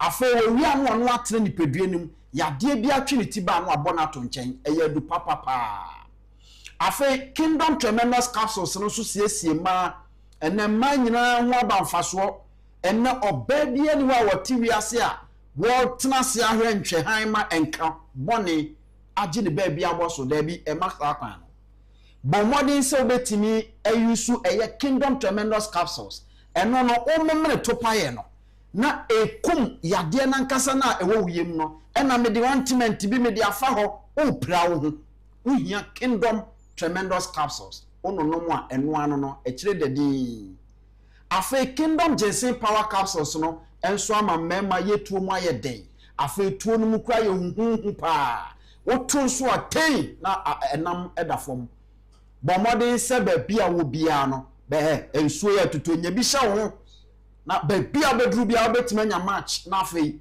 wonso odi ate memanim ba bia to adro bia kwa wonsa betimi akabi na mom ne dodoo mu de fraye ni nkomo ewo 0275 804 064 0275 804 064 anaso se oba eya drag in or kanshi your Kingdom Herbal Center ewo ho now ebra so se etiefo ne ahwefo nso ebem ne edi nkomo ewo 0240550899 0240550899 bra na yeni nkomo. Hello, good afternoon. Good afternoon. No Pein. The kind of anything. Would dini baby afro free na minti opani. Me didn't decay chira for me for to go to my say we happy. Hey, kachire emsa ha de wo ye hoho ha na maminti o. Okay. Me say aha de wo ye hoho na the first time amate on ka maminti o.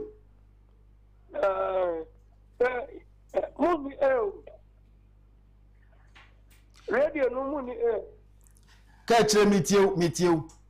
Yo. Ye peni yo ji. My medical thing of the matter. Ya ko po te mitia. Na ke na tuma ye wa semunu. Age no minim. Tumi ku ye te chia haba na agba chibidi ewo my Ghana ha. Na so emre we yanhye anhye mu kina anhye mu ye amayin kiakum ye koje ndia bi asade a ochie bi besa na ne gwachi bi dia mai na so misrewo midin kawe ma kuma ona bo kene ya poma mi debi o wiya to rufa se buru so te wona wani ekoko be na o twen o yi na ni madi na ye nyina ye futi na besi aboderu nafa the base no enu na se kana fu nyina ke o di ase because sebio I be the way stand in ayinanti onye na won yi na ni madi no tuna ni muto na ye fu campaign no ai na be na fa dan su ake to mu ayin ka on enti Mr. Kache wona mu kai da force won yi na ni madi na ye nyina yan fa eniunyam ni pa bonta na china Medase Kachire 0240550899 0240550899. Hello, good afternoon. Afternoon. No Pein. Ya kan fi etene. Wodini baby afrefri na mintio. ABC. I'm got to be abede. Ma mintio. Mpa job mo ya de. Okay, ma ko asem to. Oh, LGBT ko prat no. Enye se mama on sayum. Obesa. Ba wo se no mo ka se speaker or ti wan ka so mo pass at that particular Friday no. O ka so mo ko hwim na we committee no enye ho adwuma. No be ti answer mo de. Omo so o ma pass. Bon, enti no mama okọ UK no mo bisa no. On ka so on sign. On wan ni pen ready. En kan se mo ekoko je enti fo jo. Em ya se enti fo jo. O ka mi ada ti akwe ante before enti fo jo kan o kan no mo ti se na ntum o twi na no da eti mu po echi se o kan because if committee na pa criminal ni ko eti no mu kan kire no yo ye na nye o kan na ma ready e ba o be sign eti mu come akwa. All right, ma me now say yen komo ye die no ye based no on na some o kan ye e wo opposition ene kwan onam so kasa no eti e no de we den ya beka 0240550899 yenko. Hello, good afternoon. Good afternoon. No Pein. I can send me a trip. Eja wodini baby afrefri. Dia abeda ho man ye kan wa se bi ye hu say speaker nyama bi apim ni tukoma ya kana no nsini ye nhihye no we hu say ni party kuna no e de bi a woni ni ndimie because de bi a ordinary bin ko chi wo akufo-addo time no yen na esi wo sabre nti ehu se party no wo ye nyama nti me sete won shemi ma na de se president oye no oye ndaso men so me da se 0240550899 0240550899. Hello, good afternoon. Afternoon. Sinupen. You can't say yourself. Would any baby a casa free na mintiu? You can bonus in you, Mikasa Fia Bokobi. Oh, bonus, Mianco. You can papa. The base. Mama, you how I say Cono. You right, Serano, no medi the base anymore. Now, no, na many stop to be welcome. And America said, you reckon Agyapong mommy and Tomano near Tomanoa. So we did the base enemy at Tomanoa. About my Ghana. If the MPP near me call MPP, I catch them say. So Sika had it in our farm, why MPP, my MPP, and to me, I say we need 2024. And I'm say MPP, Bonia, fire, I'm win. Then a papa in my MPP. It's very excellent now, Baba Pet. A coin our MPP, Crediamo. Nina, ya brought young crop for a brown near Chamount for nominated and so why, but I'm not 10 minutes. Let me say, no, I just on the pet. Sapo, Sana, you read for Pra. A move, first of all, put any more to say, or not be my MPP. Almost one cast a moment, the Pebida. The son MPP should have been almost so. At the era, let's say, Probably the best animal, and who you left and right because you know, your style be one thing. Ekum, Mamma Sanfa as one is saying, every food better than now, mostly. Bonito. Ekum, dear Tina, about be about me sign, and this about what me sign 16 years. I'm moving now, be about me sign, and dear Tia. Now I am moved Sadia campaign, Sadia Papa. Mentiasia. Because you call for purpose now, my auntie, or the better campaign, you have power. No, we are not on sign or so on sign because of no fear. I am my auntie. To me, that means I'm a such a way also. Me, you hear me understand the best Babaji or mine.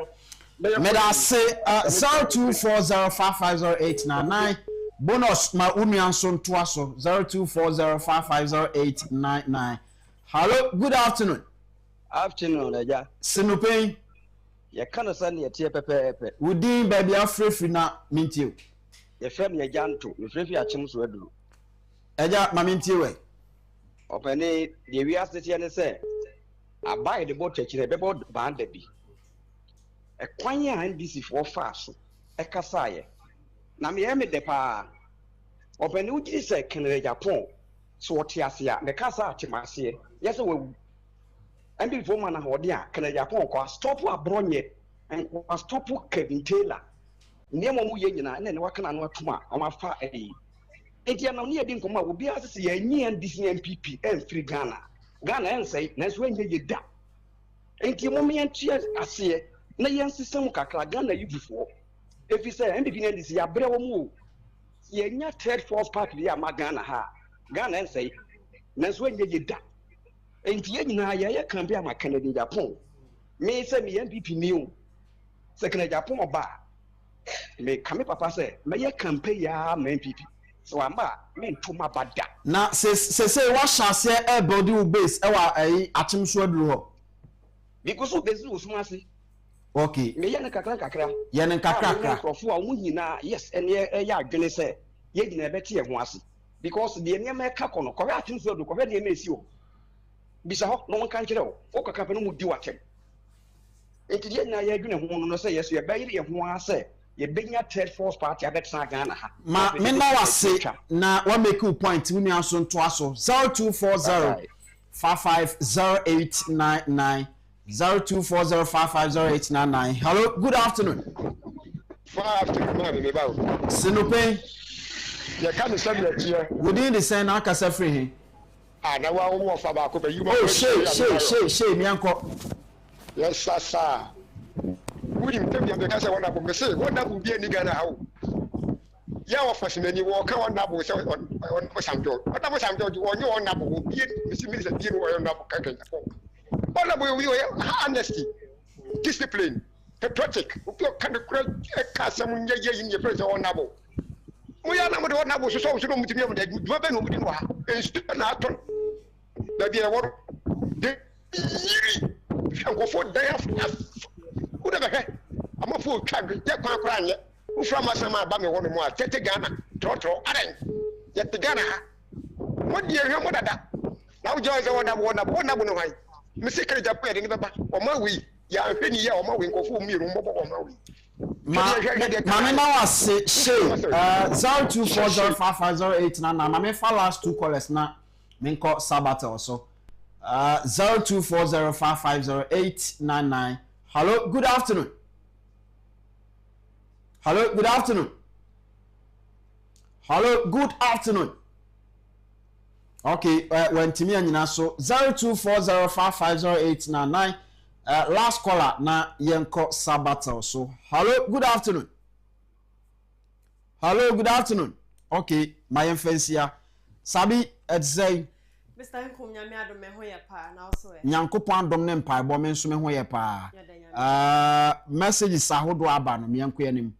Ebre no de atia ya mi enko Mate say we me sha said dia na me the YouTube messages no na e sha se we ya Richard ohne badomako edifi UK also president eti sabi ma menhwe say me sha dam te wonka okay say edem sabi wudem me dem still am mente wonka nti mo hwe sabato mo hwe no okay sabi eti say Mr. Nkum nyame adom me hoye pa na also e Nyankopon adom ne mpaebo eye sese dia wudem Mate wudem okay so we me sha said dia me the YouTube messages no na e sha se we ya Richard ohene badomako de fi UK also President Mahama and the Speaker of Parliament think they are smart.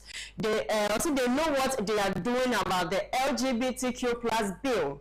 Their smartness will fail them in appropriate time. We SSA Richard of Nibabi, Mr. Nkum, are you sure those journalists you mentioned are they going to be parliamentary parliamentarians to bring change, or are they or to find their way out? We don't need any more disappointment. We see a friends of Kencity Media. Was a good afternoon, Mr. Nkum.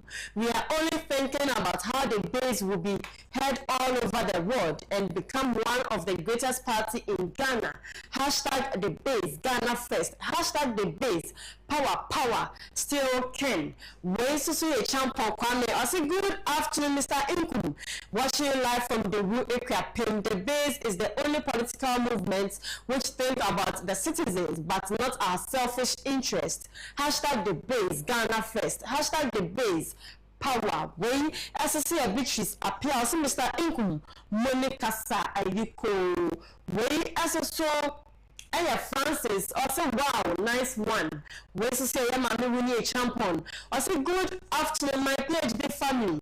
We thank God for today. May His name be praised. Also, No Pein as it is, with no fears. Albert and Mr. Nkum always speak the truth, and the truth will set you free.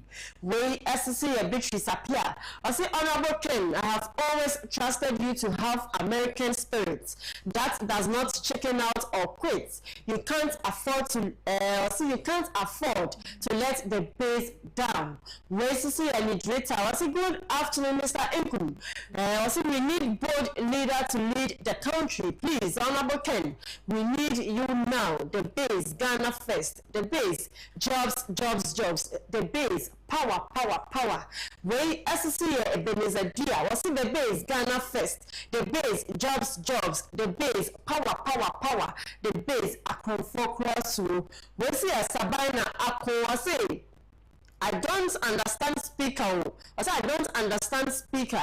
So is he telling us that the members of parliament have disobeyed him or what? Hashtag the base movement, Power. We see a guy Francis. Also, the NPP only wants supporters of Kencity Agyapong, not Ken. They believe that only Ken can bring back his supporters and sympathizers, but they all hate Kennedy himself. The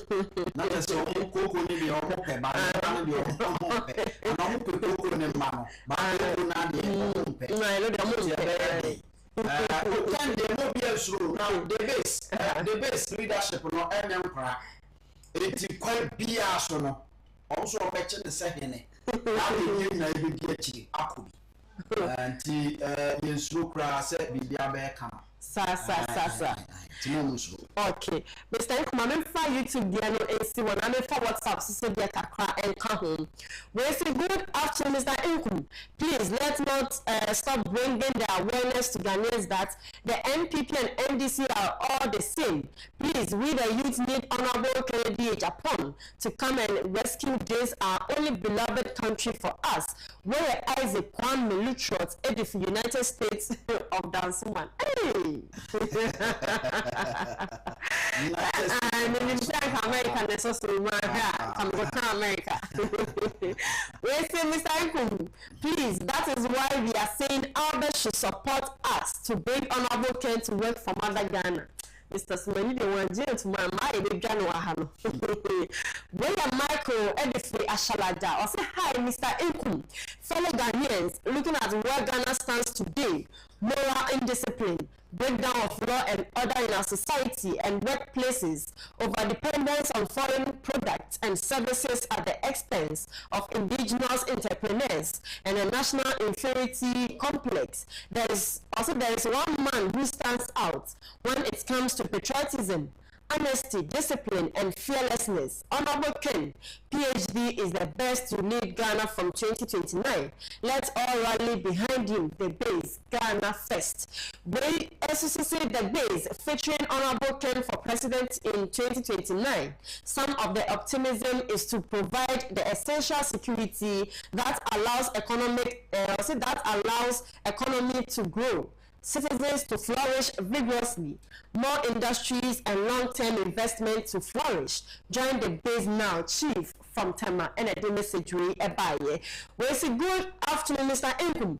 NPP and NDC, they are all the same. They don't have anything better for Mother Ghana. Please, let us focus on the base movement and forget those greedy politicians. NPP and NDC. Hashtag the base, Ghana first. Hashtag the base, power, and pass to know the rule equipping, massive pain. When you say, hey, Mr. President, you really said Ghanaians have short memory. You are 100% right. You campaigned that when you enter office, LGBTQ plus bill will be signed. Thank you for signing it. God is watching you. We are John to Edifi, a shaman, and I buy. Last one, I made on WhatsApp, and you were saying, good afternoon, Sabatel, and all the Sinupain crew. Please kindly answer these questions for me. One, I said one, who wrote my first coup d'etat book? 2, who bought the highest price of the book? 3, after the launch of the book, which Ghanaian president dies? And the last one, who is the first Ghanaian who sits on Andrew Solomon's bed watching live from Awutu Ofada near Bodrasi, where could you answer and a day questions where I any message by it. Mr. Nkum, yes, madam. And so a bofobi birthday tea, my young Renafi, young wishy or more and so. More fun to so enough, young pop, young Brenason, young sorry, and 10 nafi, young pop, young tea. We and a dasui, your friend, Nana. Nana Naomi Ya Kenny, aka Miss Campbell. Miss Campbell. And Ukuno. Your friend Kwesi or say and a D-way a buyer or say Nankupo Shroud. Nafe Uncle Sumbo who buy Oma Uncle Nim Bibri and check baby away. Happy birthday going out to you. Now another one, and so in a and a dasono your friend Wahomina Bosontri and a dasui Wahomina Bosontri and a dasui way if you are more if you are more Wahomina, happy birthday going out to you. Nyankopon shraw na onye okesi bebre. Why? Yan fancy ewa ha opening yanko. Zegum nti. Sabe de undi birthday bia. And undi birthday bia. Amon fa be ma birthday ma hada. Say amone Akula Brown am friend justice. I'm no be in charge of birthdays. Okay. Nti. Zegum ti ebe benchiati for do bi and no message. Nyame admo na ebe samba. All right. Thank you for being part of the show. Utie yen ewo Nap Radio 90.1 ewo Finfini Mantemo and afi Oman 107.1 FM and so on Krampumpuне Mantemo. Now, we joining our Net 2 television, so Net 2 TV GH on Facebook, Net 2 TV GH on YouTube as well. Your friend Anthony Kofi Inkum Dazi, Mr. Inkum Makra, Namea Domwa Echna, Yabesan Abba, No Pein, ya can senia etie, opening jete, now.